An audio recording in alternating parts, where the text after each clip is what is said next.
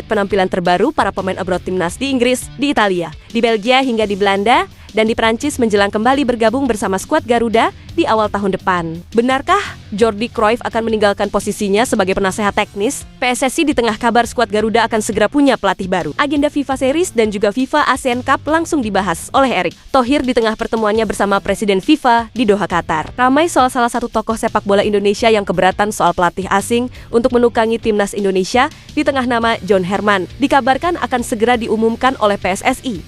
Jadi, Space Eleven kini akan coba mengulas informasi selengkapnya di atas sebagai berikut.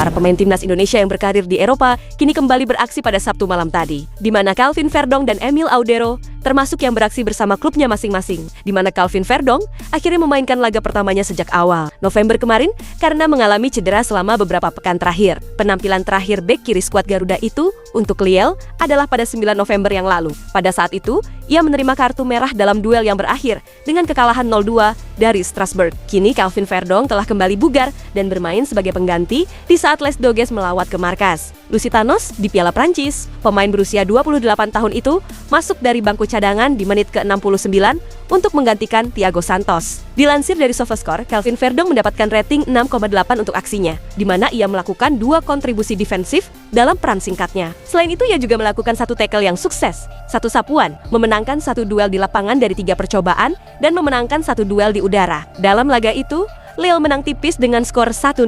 Kemudian, di Inggris, ada Ole Romeni yang kembali bermain sebagai starter untuk Oxford United yang melawat ke markas Charlton Athletic. Namun sayangnya, mereka kalah dengan skor akhir 0-1.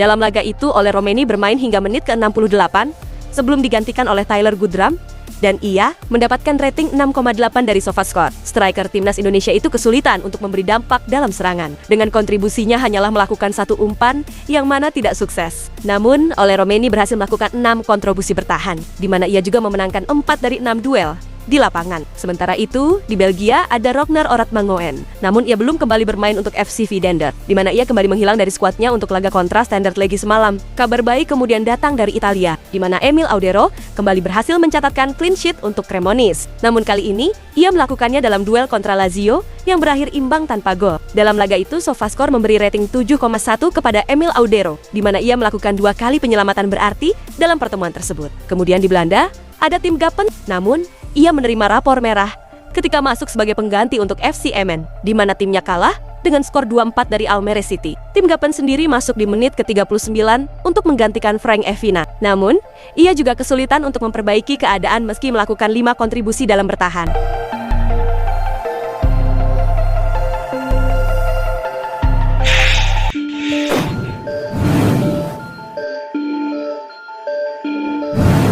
PSSI direncanakan di pekan depan akan mengumumkan pelatih baru timnas Indonesia, di mana John Herdman akan menjadi calon terkuat untuk membawa timnas Indonesia kembali ke masa kejayaan. Setidaknya seperti era coach Shin Tae-yong. Target pun sangat jelas, di mana John Herdman ditarget meloloskan timnas Indonesia ke Piala Dunia 2030 di Arab Saudi. Namun, kehadirannya di Piala Dunia di Qatar itu masih memunculkan perdebatan, di mana tokoh sepak bola senior Indonesia, yaitu Dali Tahir, masih kurang berkenan apabila pelatih asing menukangi timnas Indonesia. Ia menilai Indonesia kini punya banyak pelatih lokal dengan lisensi yang layak untuk membesut timnas Indonesia. Kenapa sih harus pelatih asing terus, sedangkan pelatih lokal kita banyak? Kenapa PSSI tak berani memilih pelatih lokal terbaik untuk menangani timnas Indonesia? Tanya Dali Tahir. Ya, mantan anggota Komite Etik FIFA itu pun mengamati sejak era Shin Tae-yong hingga Patrick Kluivert, dan hanya segelintir pelatih lokal yang dilibatkan di timnas Indonesia. Shin Tae-yong hanya memakai Nova Arianto sebagai asisten.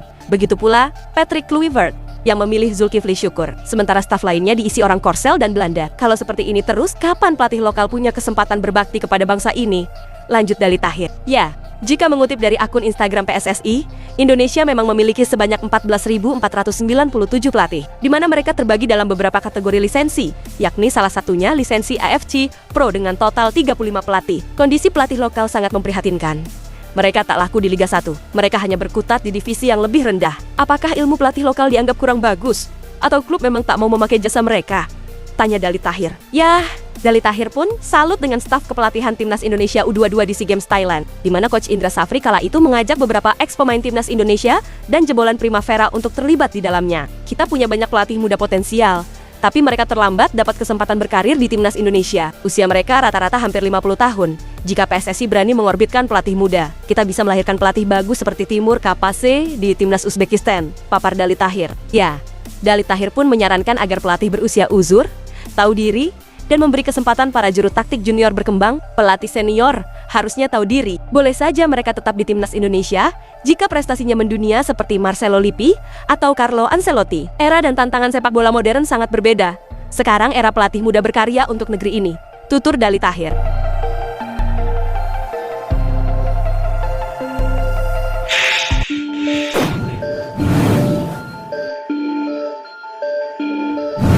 Jordi Cruyff kini dikabarkan akan meninggalkan posisinya sebagai penasehat teknis PSSI. Ya, Jordi Cruyff memang sempat dikabarkan akan meninggalkan Indonesia setelah Patrick Kluivert dilepas dari jabatan pelatih Timnas Indonesia. Namun, upaya ini diprediksi awalnya cukup sulit, karena Timnas Indonesia masih mencari sosok pelatih baru. Kini ia bersama Direktur Teknik sudah menemukan calon pelatih skuad Garuda. Selanjutnya, anak dari legenda Johan Cruyff itu akan melanjutkan tugas sebagai Dirtek Ajax Amsterdam. Media asal Belanda yaitu Ajax Showtime ikut mempertegas rumor tersebut. Bahkan, kesepakatan antara Jordi dan Ajax sudah mencapai tahap akhir dan manajemen tim tinggal merampungkan beberapa aspek. Dikabarkan ia mulai akan bertugas pada bulan Februari mendatang. Jordi Cruyff dilaporkan baru akan mulai menjabat sebagai direktur teknis di Ajax pada Februari mendatang. Hal ini dilaporkan oleh Het Parool pada Jumat sore. Pihak manajemen klub Amsterdam tersebut ingin bekerja sama dengan Cruyff, meskipun tampaknya masih ada beberapa halangan yang harus diatasi, tulis laporan Ajax Showtime. Ya, sosok yang menjadi kepercayaan ketum PSSI Erick Thohir itu kini akan memiliki tugas baru di tim Ajax. Nantinya Jordi Cruyff akan bertanggung jawab untuk mencari pelatih baru untuk Ajax. Ya, kehadirannya di bulan Februari sekaligus menjadi lembaran baru karena beberapa petinggi di sana akan segera didepak. Hal ini cukup rasional melihat performa tim yang masih jauh dari harapan meskipun masih berada di zona juara. Keraguan tampaknya lebih berasal dari Cruyff daripada Ajax. Cruyff dilaporkan ingin mulai bekerja pada Februari 20 Maret setelah jendela transfer yang dimulai bulan depan. Dengan begitu ia tidak akan dikaitkan dengan musim saat ini dan dapat memulai dengan lembaran baru, tulis Het Parool. Dilansir dari Ajax Showtime, ya, kepergian Jordi Cruyff diprediksi tidak banyak berpengaruh untuk Timnas Indonesia, di mana sebelumnya ia memang ditunjuk karena Timnas Indonesia dan PSSI tidak memiliki dirtek yang bertugas setelah Indra Safri. Saat ini Alexander Swear sudah cukup sering tampil untuk memberikan keterangan terutama terkait penunjukan pelatih baru Timnas Indonesia, di mana sosok John Hartman kini masih menjadi pilihan teratas dan dikabarkan tinggal menunggu waktu untuk pengumuman resminya.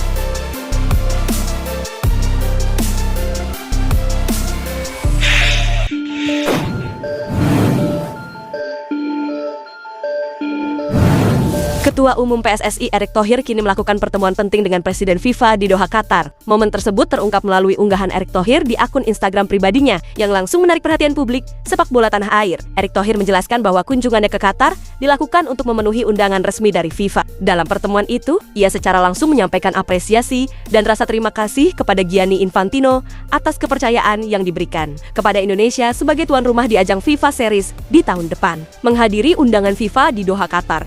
Dalam kesempatan ini, saya mengucapkan terima kasih kepada Presiden FIFA yang memberikan kepercayaan kepada Indonesia untuk menggelar turnamen internasional FIFA Series 2026 yang akan bergulir pada 23-31 Maret 2026 dan diikuti negara dari beberapa benua, tulis Erick Thohir. Ya, tidak hanya membahas FIFA Series, Erick Thohir juga memberikan apresiasi terhadap langkah FIFA yang dinilai serius dalam mendorong perkembangan sepak bola Asia Tenggara. Hal itu salah satunya melalui pembentukan kompetisi resmi antar negara ASEAN yang bertajuk FIFA ASEAN Cup. Saya juga mengapresiasi FIFA yang terus mendorong FIFA ASEAN Cup yang masuk dalam kompetisi resmi FIFA dan dimainkan saat FIFA Matchday. FIFA ASEAN Cup akan memberikan kesempatan pemain-pemain terbaik di Asia Tenggara untuk bersaing dan menunjukkan kemampuan mereka dengan negara dari kawasan lain, tambah Erick Thohir.